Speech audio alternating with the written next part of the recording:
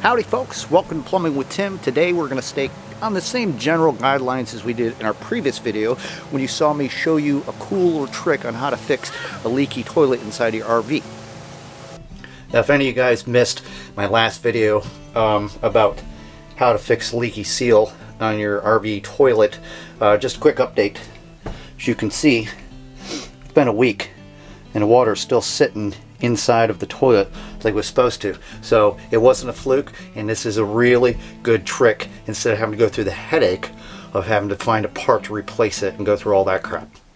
So on to new things when it comes to other plumbing related issues inside of your RV or travel trailer, because we've already moved on with that. I'm going to show you another thing when it comes to an RV travel trailer plumbing issue that in time, whether you're a plumber, a homeowner, RV owner, you're going to need to address this problem. So this video might be just for you. Now, if you guys remember in a video about 6 months ago, I showed you guys how you can replace the anode rod inside of your water heater. Well, today we're going to do the exact same thing, but in my travel trailer. Now, RVs and travel trailers are a whole different story compared to a house, but most RVs in one way or another are quite similar, and they have a lot of the same setups, just maybe in different locations and stuff. Every one of these, usually, unless it's a very older one, come with a water heater that can either be used with electricity or with the propane system that's inside of your coach. Okay, so most RV travel trailers come equipped with 6-gallon water heaters, hot water heaters that is.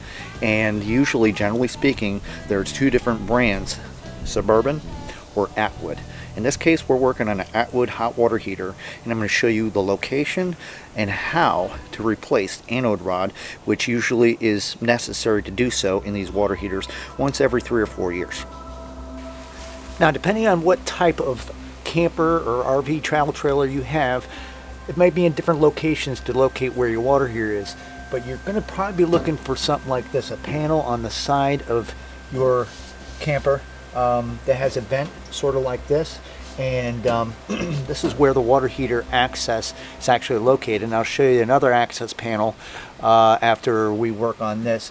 What we want to do is we want to go ahead and usually got a small pull tab right here, if I can get it, that pulls out, turns, where you can take and you can drop open the side of your water heater panel and look in here and you can see where it's located.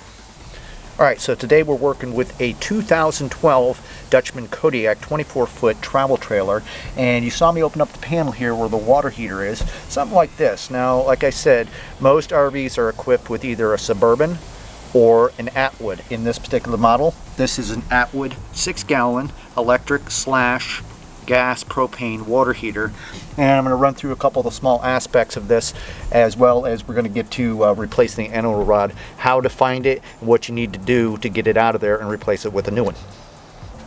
Alright, so before you get involved in one of these little projects and stuff like that, if you don't feel comfortable, call yourself a licensed RV technician or a plumber that may have some knowledge of these sorts of things. Don't just jump into this thing and open the panel up, because you might get hit with a nasty little surprise like bees' nests or mud daubers or little critters that have gotten up inside here. That's why it's very important that you always keep the proper upkeep and maintenance on these sorts of things. Alright, so let's run through a couple little things here on our Atwood water heater. This is the whole propane system here with the regulator and igniter and gas supply and stuff, and then you have a circuit board and whatnot. Right here is your pressure release valve, heat vent, and right down here, let me see if I can zoom this thing in a little bit for you. Right here is your anode rod. The problem that I'm having here now is I'm going to have to find a way to get a wrench in here to take this thing out so I can put a new one in, because I got my gas propane lines that are sitting here in the way, and we want to be careful with that. So let's talk about the first thing that we have to do before we get started on replacing that anode rod. Now, like I mentioned to you in my last video, I just purchased this RV a couple months ago, so I've not pressurized the system and the plumbing system in here, believe it or not. I just haven't had the time. So there really isn't any water in the system. But those of you who are wanting to go ahead and get started on it, the first thing that you need to do is you got your fresh water connection right here. You should have this completely turned off at the water supply coming in. Open up your faucets, drain everything out, before you get started, because you do not want to work on this kind of plumbing system inside your travel trailer when you have water pressure. Okay, just like any electric water heater, the water heater that are in these travel trailers are electric, or you can use them with propane. We're not talking about that today. Before you get started doing anything outside underneath that panel, come into here and find where your panel system is that's marked water heater. I know it's kind of dark and stuff like that. You're going to see the water heater's got a switch for gas and a switch for electric. Make sure that is in the absolute off position, because if you open up and try to take that anode rod out, sorry, it's a little bit dark, with the power still on, you're going to burn up the element inside of there. So make sure to disconnect that power. If you don't feel safe and you don't think that switch is going to work, go to where your panel is with all your fuses and your main power and hit all the breakers off. That way you're not taking the chance of burning out that element. Okay, so now that we have the electricity turned off, breakers off, or whatever you need to, and the water is turned off to your travel trailer or RV, this is very important. Whether you're a technician, a plumber, a homeowner, it doesn't matter. Even though you have water in your system, which I do not, so I can't really show you what's going to happen to you, once you take this anode rod out of here and start taking it out, you still got 6 gallons of water that's sitting up inside this tank. So be smart and don't lay your phone down on the ground or anything, because it's going to get ruined with all that water coming out. That's normal, okay? And once the water's all the way out of there, now you can go ahead and do your work and install the new anode rod. So let me show you what you're going to need to take this thing out. You're going to want to have a deep well socket. In this case, I have a metric one. I'm sure there's a standard size as well. This is a 24 millimeter deep well socket. There's the anode rod sitting right there. I've got to slip this underneath my propane system and up underneath until I can lock it onto the hex head on there, just like that. You're going to want some sort of an extension. Doesn't matter what size. Get it slipped up in there, just like that. And we're going to take our ratchet and we're going to back that thing out of there. Let me see if I can get this on here the right way. And there we go. Remember, there's going to be water that's coming out of here. Nice and easy. See that?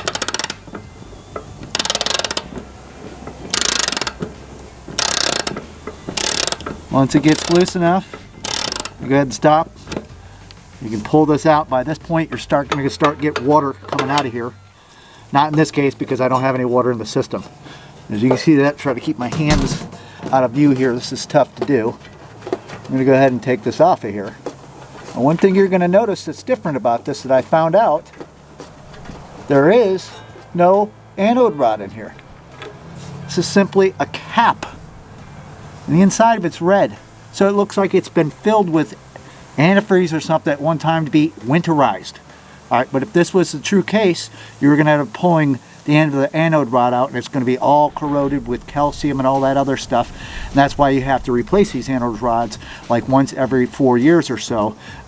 Some people like doing the maintenance and doing it every other year or whatever. See, that's just a cap. Just a single cap, a 1/2-inch cap that was put in there. And I have no water that's coming out of here. Remember, if you're doing this in an active RV, at this point you got 6 gallons of water that's pouring out of here. Walk away for a few minutes, let it drain down, and we'll come back and I'll show you the next step. Alright, now that we've removed the old anode rod out of the RV water heater, let me explain to you the importance of doing this. Anode rods are installed into water heaters to protect the interior of the tank from rotting out from the impurities of water, from it sitting in there and stuff like that. It's a first line of defense to keeping that water heater from rupturing or rotting out and starting to leak and stuff like that. It's a sacrificial rod, generally usually made out of magnesium or aluminum alloys and stuff like that. And you can pick them up at your local RV dealership or supply place, or find them on Amazon.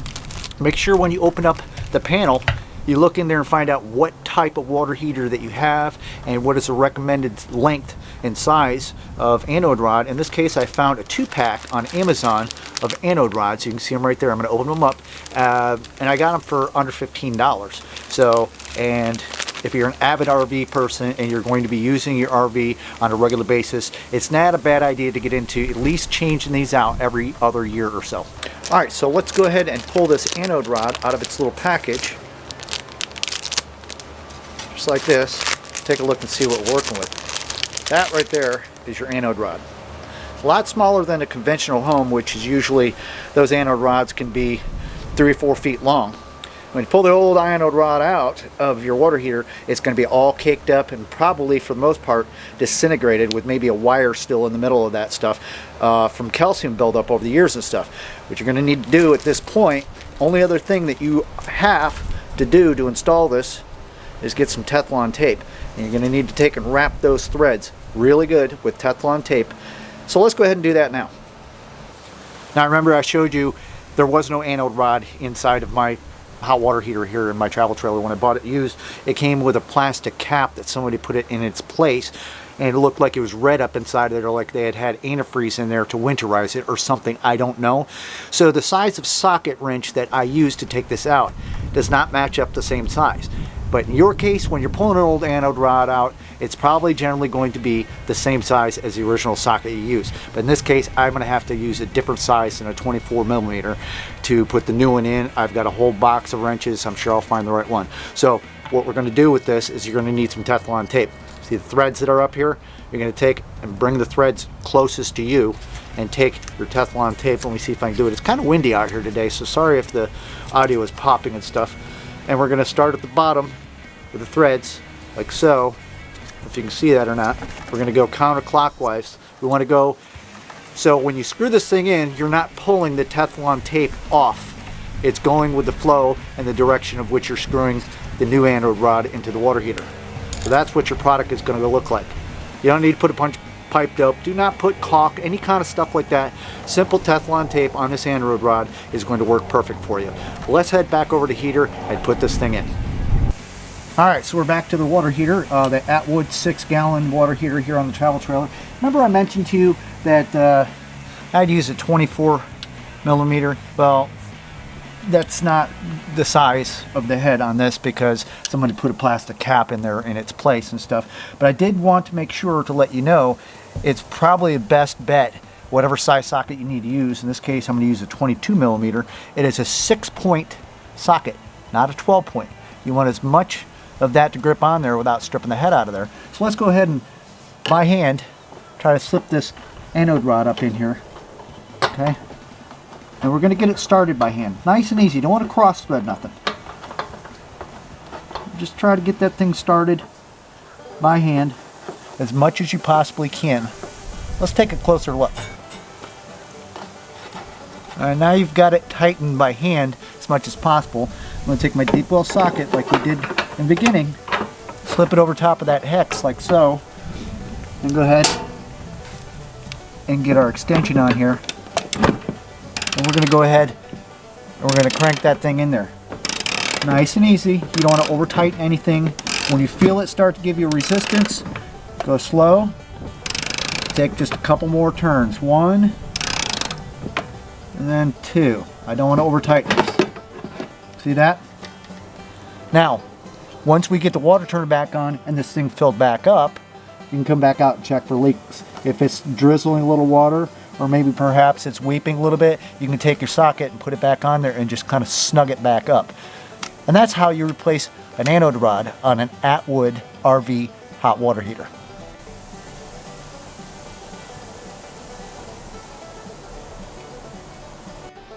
Alright, so now we successfully reinstalled the new anode rod to our RV water heater and stuff.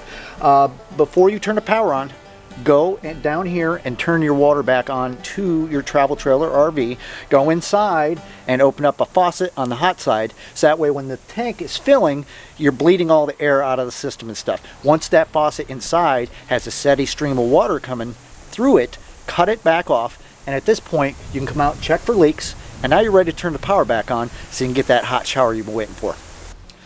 That's all the time we got for this one. I sure hope you guys learned something or refreshed your memory and stuff. Those of you that have an RV, either you're living in it full time or you weekend warriors, all that other good stuff, or if you are a plumber that gets called to come out to do something like that at somebody's RV, or an upcoming apprentice or somebody getting into the RV life and stuff, this is a very important thing that you need to know in order to take care of that hot water heaters. Unlike residential heaters, when they go bad, people just change them out. You don't want to go messing around and having to change these heaters out in these RVs prematurely. Thanks so much. Leave me a comment down below. If you got any questions, feel free to ask me.